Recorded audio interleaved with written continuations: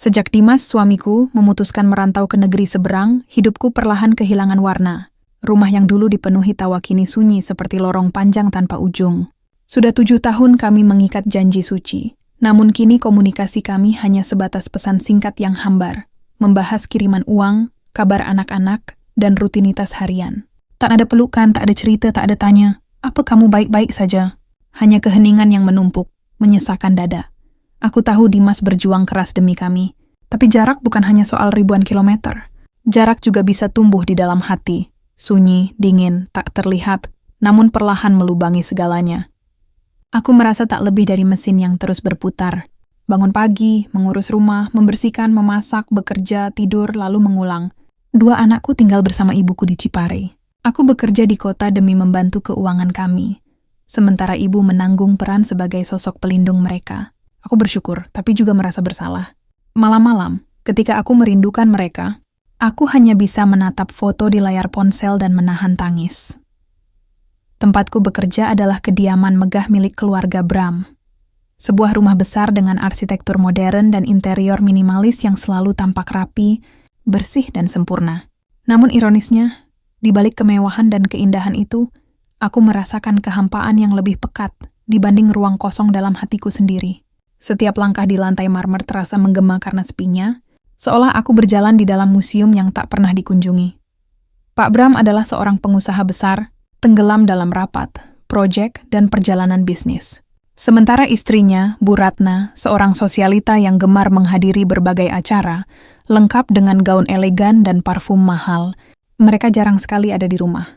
Bahkan terkadang berhari-hari tak pulang. Rumah itu sunyi bukan karena tak ada suara, tetapi karena tak ada jiwa. Aku sering merasa seperti penjaga galeri seni, menjaga benda-benda mahal, melangkah hati-hati, menjaga ketenangan ruang. Tapi yang menjagaku dari kesunyian, tak ada. Satu-satunya sosok yang tinggal di rumah itu, selain aku adalah Arjun, putra tunggal mereka yang berusia 22 tahun. Seorang mahasiswa tingkat akhir dengan tatapan mata yang selalu menyiratkan kesedihan mendalam, seolah ia pernah melihat sesuatu yang tak sanggup dijelaskan dengan kata-kata. Ia pendiam, hampir tak pernah mengeluh, namun sekaligus terasa sangat jauh, seperti langit senja yang indah tapi tak bisa disentuh. Awalnya, aku tak terlalu memperhatikannya. Interaksi kami hanya sebatas keperluan harian. Aku menyiapkan sarapannya, membersihkan kamarnya, mencuci pakaiannya. Ia hanya membalas dengan anggukan atau ucapan terima kasih singkat. Namun seiring waktu, entah sejak kapan, ada perubahan halus yang mulai terasa. Seperti angin yang tak terlihat, tapi mampu menggoyangkan tirai. Seringkali saat aku sibuk membersihkan ruang keluarga, Arjun duduk di sofa seolah membaca buku. Tapi aku tahu, terkadang tatapannya beralih padaku. Sekilas, lalu berpaling lagi. Awalnya aku tak peduli. Namun lambat laun, sorot matanya terasa berbeda. Bukan sekadar tatapan iseng, melainkan tatapan penuh rasa ingin tahu. Dan kesepian, aku mengenali kesepian itu. Karena aku menyimpannya juga. Pada suatu senja yang teduh, ketika langit berwarna jingga keemasan dan udara terasa lembut, aku menyirami tanaman di taman belakang. Suara air yang jatuh ke pot bunga terdengar seperti bisikan tenang.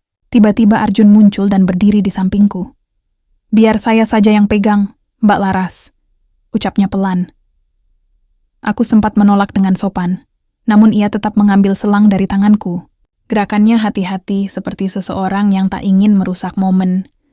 "Rumah ini hening, ya," katanya lirih. Kalimat itu tak terdengar seperti pertanyaan. Lebih seperti pengakuan jujur. Aku hanya mengangguk. "Saya juga merasakannya," balasku. Hanya itu. Hanya 2 kalimat. Namun entah mengapa, kata-kata sederhana itu seolah melelehkan lapisan tipis kebekuan dalam hatiku. Sejak momen itu, ada sesuatu yang berubah. Tipis, tak terlihat, tapi ada. Arjun mulai sering menciptakan alasan untuk berada di dekatku. Kadang ia pura-pura bertanya tentang resep masakan yang sedang kubuat. Kadang ia mencari perkakas dapur padahal aku tahu dia tak membutuhkannya. Kadang ia hanya duduk diam di meja makan sambil memandang jendela, seolah kehadiranku membuatnya merasa ditemani. Aku tak pernah menyangka, dalam rumah sebesar itu, kami adalah 2 jiwa paling kesepian. Dan mungkin, tanpa kami sadari, senja itu bukan hanya menghadirkan keindahan, tapi juga awal dari sebuah ikatan tak kasat mata. Sebuah benang halus yang mulai terajut antara aku dan dia. Aku hanya tak tahu, Benang itu kelak akan menyeretku ke dalam badai. Sejak senja di taman belakang itu, suasana di rumah besar ini tak lagi sama.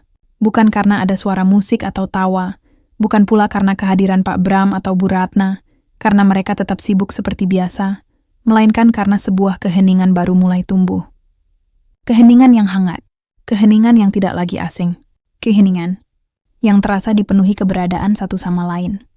Awalnya, aku menganggap semua ini hanya kebetulan. Arjun muncul di dapur tepat saat aku memasak. Arjun duduk di teras ketika aku menyapu halaman. Arjun pulang kuliah dan langsung mencari-cari sesuatu untuk dibicarakan denganku, meski topiknya sepele. Tapi pelan-pelan. Kebetulan itu terlalu sering terjadi, hingga tak lagi bisa kusebut kebetulan. Suatu pagi, aku sedang menatap piring sarapan di meja makan. Biasanya Arjun makan sambil menatap layar laptop, tapi kali ini ia menarik kursinya dan duduk tegak menatapku.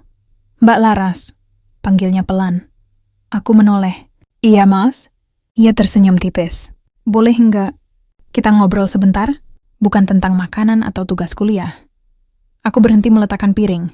Ada sesuatu di suaranya. Sesuatu yang serius dan jujur. "Boleh," jawabku. Ia menatap meja sejenak seolah mengatur napas. "Menurut Mbak, rumah ini terasa hidup enggak?" Pertanyaannya sederhana, tapi rasanya dalam sekali. Aku menggeleng. "Tidak." Arjun menatapku. "Kenapa?" Aku menelan ludah. Karena rumah ini indah, mewah, sempurna. Tapi rasanya dingin. Seperti tempat singgah, bukan tempat pulang. Arjun terpaku. Matanya berkedip lambat. Seakan kalimat itu menyentuh bagian dirinya yang paling tersembunyi. "Tempat, pulang," gumamnya. Aku bahkan nggak tahu rasanya pulang itu seperti apa. Aku memandangnya. Ada luka besar di balik kata-kata itu. "Arjun," panggilku pelan. "Kamu nggak pernah merasa diperhatikan?" Ia tertawa kecil. Tawa getir. Di rumah ini perhatian digantikan uang. Kasih sayang digantikan fasilitas. Mereka mengira kalau semua kebutuhan fisikku tercukupi, maka aku pasti bahagia. Ia menghela napas panjang.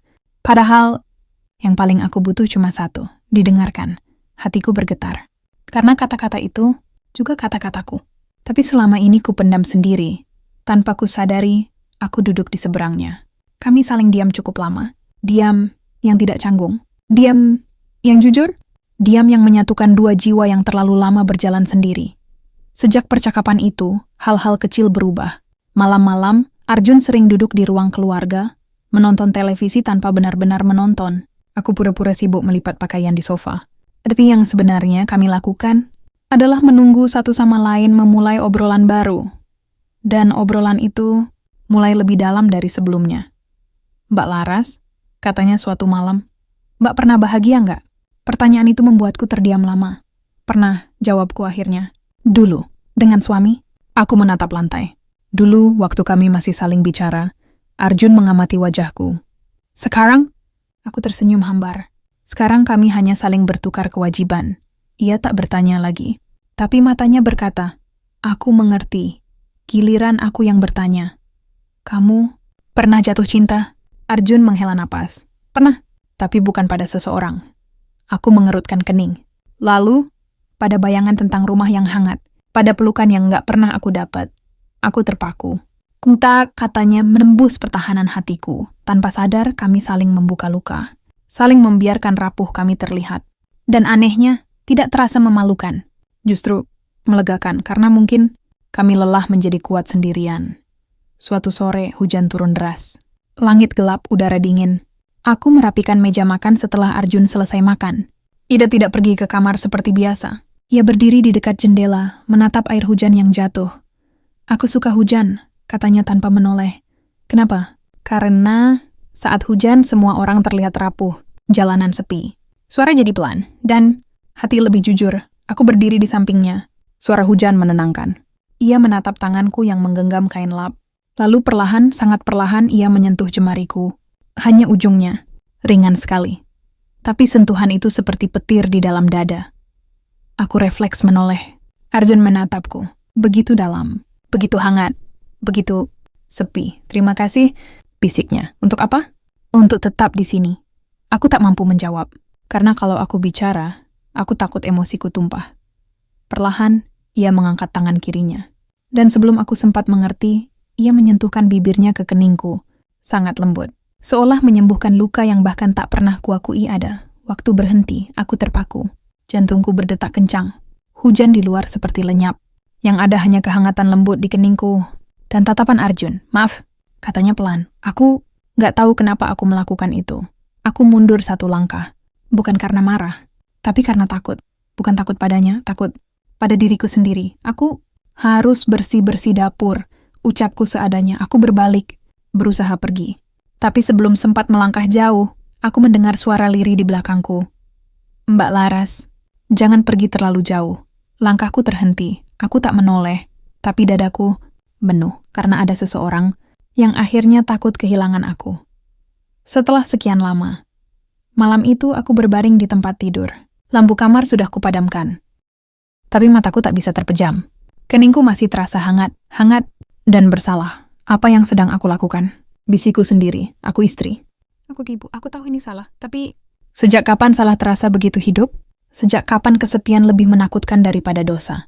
Sejak kapan aku ingin dipeluk seseorang yang bukan suamiku?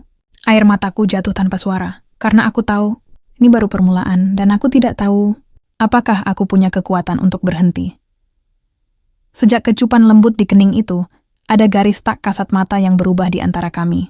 Bukan lagi sekadar kedekatan samar, bukan lagi tatapan curi-curi. Ada sesuatu yang lebih nyata, lebih dalam, lebih berbahaya. Aku mencoba menjaga jarak. Aku berusaha menghindari waktu bersamanya. Tapi anehnya, setiap kali aku menjauh, ada bagian dari diriku yang justru mencarinya. Rumah ini terlalu senyap tanpa suaranya. Udara terasa hampa tanpa kehadirannya. Dan Arjun tidak lagi bersembunyi di balik alasan. Ia mulai mengetuk pintu dapur hanya untuk bilang, "Mbak, jangan lupa makan." Ia lewat di lorong hanya untuk berkata, "Kalau capek, istirahat sebentar." Ia duduk di ruang keluarga saat aku melipat pakaian, lalu membuka obrolan tanpa basa-basi. Hingga suatu malam, obrolan itu tak lagi biasa, Mbak Laras. Boleh jujur? Tentu, aku merasa lebih hidup saat kamu ada. Aku terdiam. Napasku tertahan. Ia melanjutkan, suaranya parau. Dunia ini terlalu dingin, tapi kamu hangat. Ia menatapku dalam. Kamu pernah sadar nggak? Kalau kamu penyelamat untuk orang lain. Aku tertawa pelan getir. Aku bahkan kesulitan menyelamatkan diriku sendiri. Arjun menggeleng pelan. Tidak, justru karena kamu luka, kamu bisa menyembuhkan. Kata-kata itu menusuk. Aku tak sanggup menatapnya. Dan di momen itu, ia meraih tanganku. Pelan, ragu, tapi pasti. Tangannya hangat. Jemarinya menggenggam erat. Aku bisa menarik diri. Aku bisa melepaskan. Tapi aku tidak melakukannya. Untuk pertama kalinya, aku membiarkannya. Kalau kamu lelah, bisiknya, kamu boleh bersandar ke aku. Hatiku bergetar hebat. Sebagian diriku ingin berlari sejauh mungkin. Sebagian lagi ingin tinggal selamanya. Sejak malam itu, kontak fisik tak lagi kebetulan. Ia menyentuh tanganku saat menyodorkan gelas. Ia menuntunku saat menuruni tangga. Ia menyelipkan anak rambutku ke belakang telinga saat tertiup angin. Kecil, sederhana, tapi cukup untuk membuat jantungku kacau. Dan aku, bodohnya, tak menolak. Bahkan aku menunggu. Suatu sore, listrik padam karena hujan badai. Rumah gelap, dingin, sunyi. Aku duduk di lantai ruang keluarga, memeluk lutut. Petir menyambar, menggetarkan dinding. Tiba-tiba ada cahaya dari senter ponsel. Arjun. Mbak takut petir? Bukan petirnya, jawabku. Sunyinya, ia duduk di sampingku, dekat, sangat dekat. Keheningan menggantung berat, namun tidak menegangkan. Justru dalam. Aku benci gelap, katanya. Kenapa? Karena di gelap, semua rasa muncul. Aku menoleh. Rasa apa? Ia menatapku lekat. Rindu. Dadaku mencelos. Rindu siapa? Tanyaku, meski aku takut mendengar jawabannya. Ia tidak menjawab. Melainkan menyentuh pipiku. Tangannya hangat. Jemarinya halus menyapu perlahan. Aku gemetar. Arjun, bisiku panik. St, katanya pelan. Aku nggak akan melukaimu. Tangannya turun ke rahangku. Lembut. Aku tak bergerak. Tak bernapas. Hanya menatap, Mbak. Suaranya pecah. Boleh aku jujur? Aku mengangguk pelan. Aku sayang sama kamu. Kata itu mengguncang seluruh diriku. Bukan karena aku kaget. Tapi karena aku juga air mataku jatuh. Tanpa kusuruh. Arjun buru-buru menghapusnya. Maaf, aku bikin Mbak sedih. Aku menggeleng cepat. Tidak. Suaraku bergetar. Justru, aku merasa dipahami. Arjun menatapku begitu dalam. Dan persis di detik itu, Sesuatu di dalam diriku runtuh. Aku berhenti melawan. Aku berhenti berpura-pura kuat. Aku berhenti menyangkal bahwa aku butuh seseorang, butuh dia. Arjun mendekat, menyandarkan dahinya ke dahiku. Napasnya bergetar. Suaranya hampir tak terdengar. Aku boleh. Aku tahu apa yang ia tanyakan. Dan aku tahu apa jawabanku. Aku tidak bilang iya, tapi aku juga tidak mundur. Itu cukup pelan, sangat pelan. Bibirnya menyentuh bibirku. Hening waktu berhenti. Ciuman itu bukan nafsu, bukan terburu-buru, bukan permainan. Itu luka yang bertemu luka. Kesepian yang menemukan rumah. Tangis yang tak bersuara. Aku mencium balik. Untuk pertama kalinya, aku merasa hidup. Tapi di sela kehangatan itu, sebuah pikiran menyusup. Aku istri seseorang. Namun suara lain membalas lirih. Tapi kapan terakhir kali kamu merasa dicintai? Dan malam itu, aku kalah. Bukan oleh Arjun, tapi oleh diriku sendiri. Setelah malam itu, malam ketika bibir kami saling menemukan keberanian, segala sesuatu berubah. Bukan secara mencolok, bukan dengan ledakan besar, tetapi dengan cara yang lembut dan dalam. Seakan ada ruang baru dalam hati kami yang terbuka, ruang yang sebelumnya terkunci rapat karena takut, trauma, dan kesepian. Kami tidak pernah memberi nama pada hubungan ini. Tidak ada deklarasi, tidak ada janji, tidak ada kata kita. Tapi setiap pagi saat aku membuat sarapan dan Arjun duduk diam sambil memperhatikanku, aku tahu. Saat ia diam-diam memindahkan gelas ke sisi meja agar lebih dekat denganku, aku tahu. Saat tangannya menyentuh tanganku bukan lagi karena kebetulan, aku tahu. Kami saling membutuhkan. Bukan sebagai majikan dan pekerja rumah tangga. Bukan sebagai wanita dan pria. Tapi sebagai dua jiwa yang akhirnya menemukan tempat untuk pulang. Rumah bukan soal dinding. Bukan soal alamat. Rumah adalah seseorang yang membuatmu merasa hidup dan kami menjadi rumah satu sama lain. Kalau aku bisa memilih, kata Arjun suatu malam, aku ingin waktu berhenti di momen-momen seperti ini. Kami duduk di lantai ruang keluarga. Lampu diredupkan. Hanya ada cahaya dari jendela yang memantulkan sinar bulan. Aku menyandar di sofa dan Arjun bersandar di bahuku. Sunyi tapi tidak hampa. Hening tapi penuh. Kenapa? Tanyaku pelan. Karena di sini aku nggak perlu berpura-pura. Ia menarik napas dalam. Aku nggak harus jadi anak yang sempurna. Nggak harus kuat. Nggak harus diam. Sama kamu, aku boleh rapuh. Hatiku mencair. Kugelus rambutnya pelan. Arjun, yang menoleh menatapku, lalu tersenyum. Mbak juga boleh rapuh di sini. Aku tak bisa menahan senyum. Kalau aku rapuh, kau dikuat ya. Ia mengangguk mantap. Aku janji. Janji yang sederhana. Tapi entah kenapa terasa lebih tulus dari apapun yang pernah ku dengar dalam hidupku. Kami mulai menciptakan dunia kecil kami sendiri. Arjun akan menunggu aku selesai bekerja, lalu kami minum teh bersama di teras. Ia bercerita tentang kuliah, mimpinya, ketakutannya. Aku bercerita tentang masa kecil, anak-anakku, suamiku, dan kesepian yang tak pernah ku mengerti. Tak ada penilaian, tak ada penghakiman. Hanya mendengarkan, hanya memahami. Kadang ia memainkan jemariku sambil berbicara. Kadang aku menyandarkan kepala di bahunya sambil diam. Kadang kami hanya saling menatap, dan itu saja sudah cukup. Aku tidak pernah merasa sesederhana ini, sebahagia ini, seterlihat ini, bahkan saat kami tidak bersentuhan. Aku merasa dipegang erat, namun kebahagiaan seperti ini selalu menuntut harga.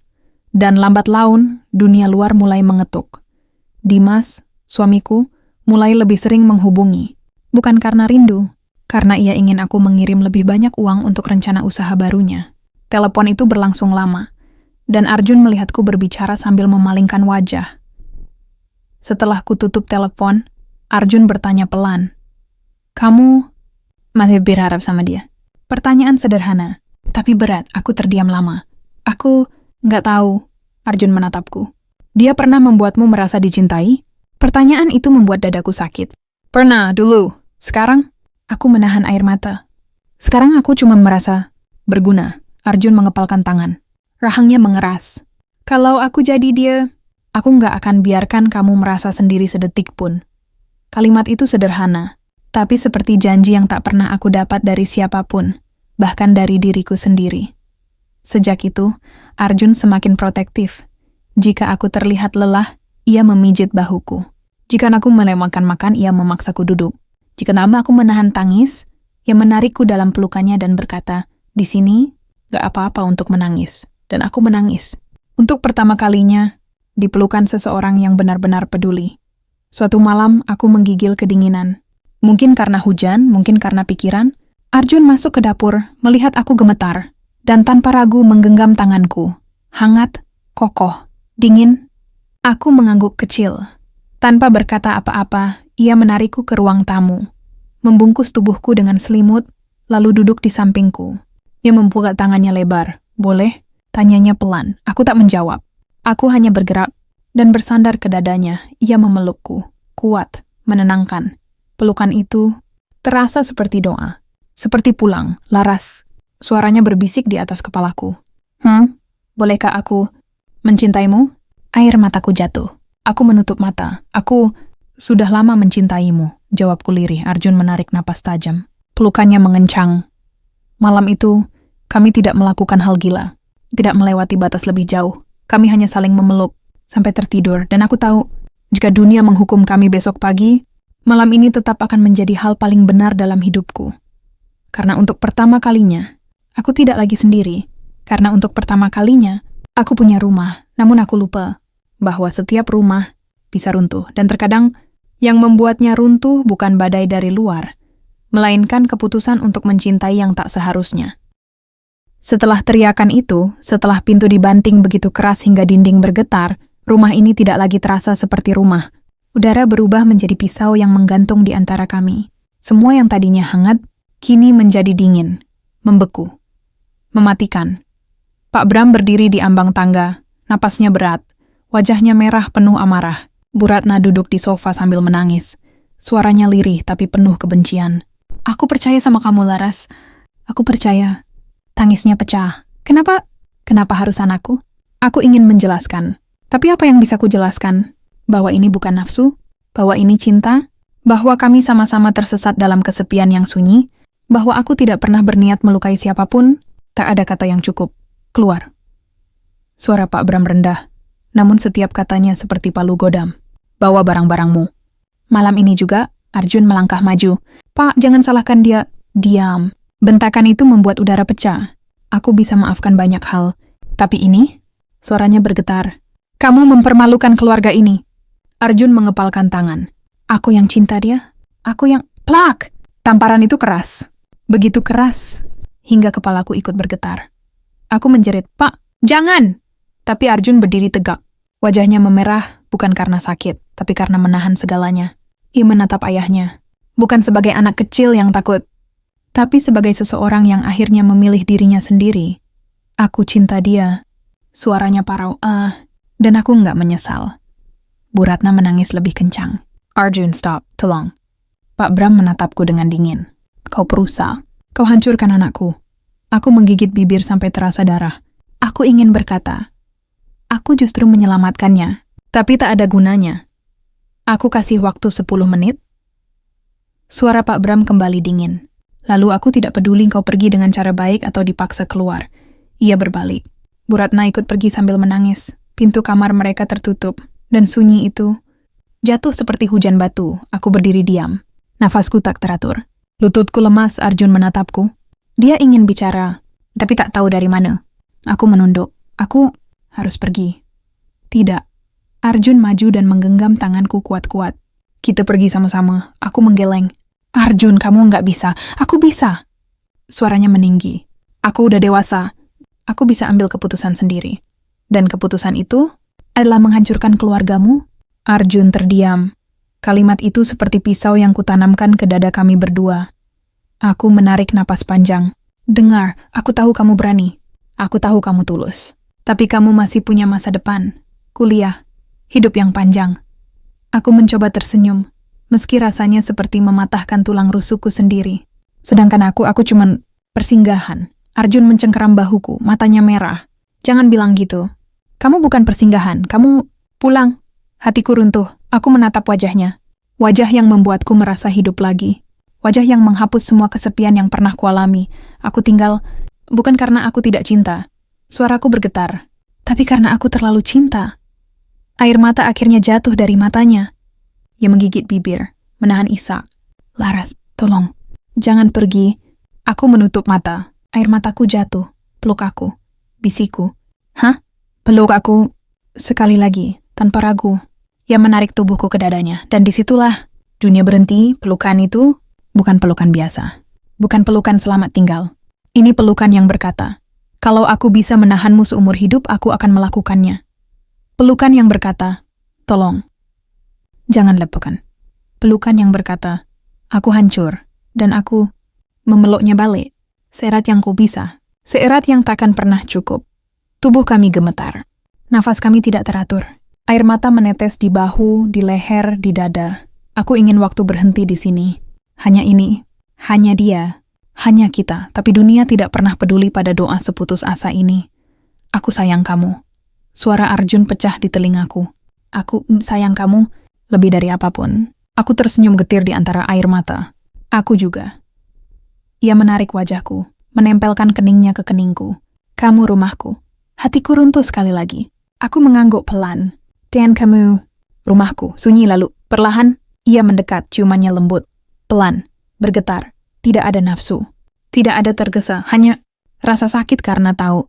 Ini yang terakhir. Dan aku membalas ciuman itu, seolah-olah dengan cara itu aku bisa mengukir namanya di jiwaku. Ciuman itu pecah, tapi duka itu justru semakin utuh. Arjun menatapku dalam-dalam. Malam ini, aku kehilangan semuanya. Aku mengusap pipinya. Tidak, kamu tidak kehilangan aku.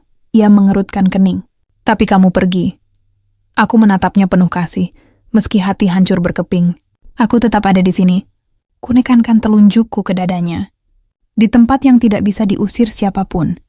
Arjun menutup mata, menahan tangis. Aku gak tahu cara hidup tanpamu. Aku menarik napas, dan mengatakannya, kalimat paling menyakitkan dalam hidupku. Atau, cintai aku dengan cara melepaskan. Arjun membuka mata. Hancur. Benar-benar hancur. Laras. Suaranya pecah. Jangan. Aku tersenyum dengan semua sisa kekuatan yang kupunya. Terima kasih. Sudah membuatku merasa hidup lagi.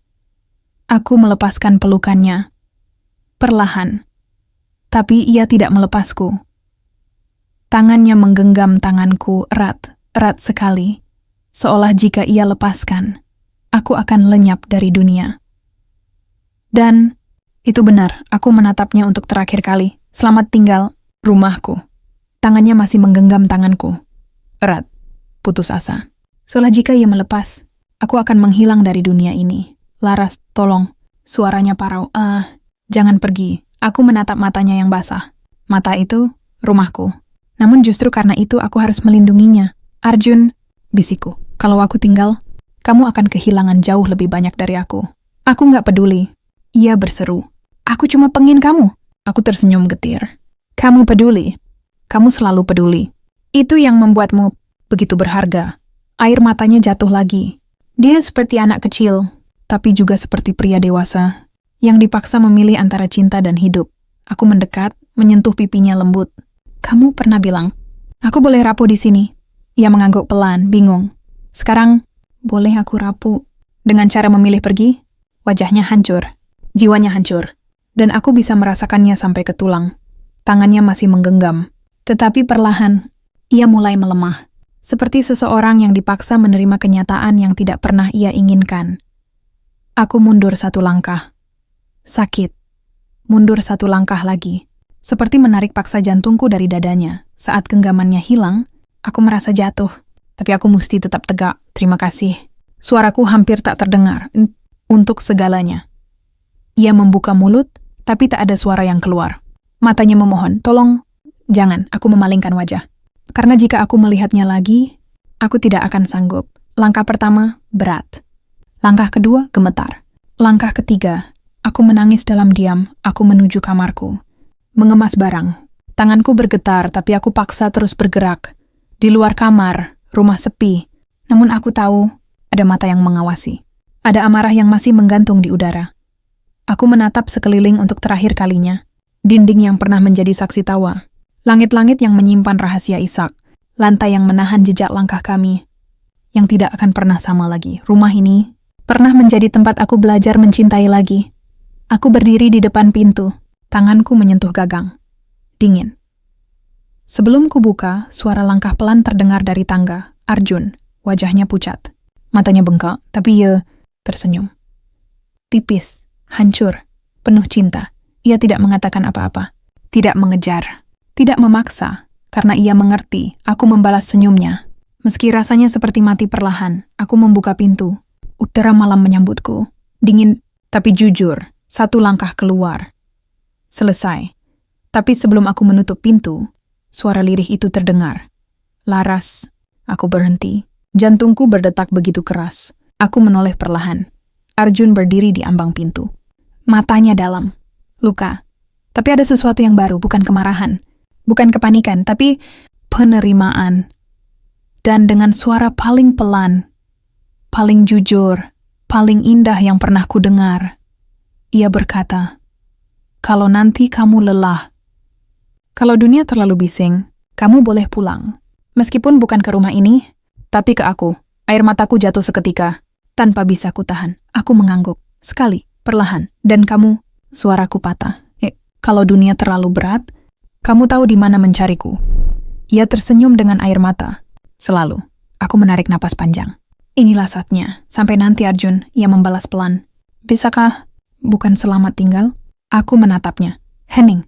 Lalu tersenyum. Bukan selamat tinggal. Aku melangkah pergi. Kali ini, benar-benar pergi. Di belakangku, pintu tertutup, tapi di dalam diriku, sesuatu tetap terbuka. Cinta ini tidak mati. Ia hanya berubah bentuk, menjadi kenangan, menjadi luka yang indah, menjadi rumah yang tak terlihat, tapi selalu ada.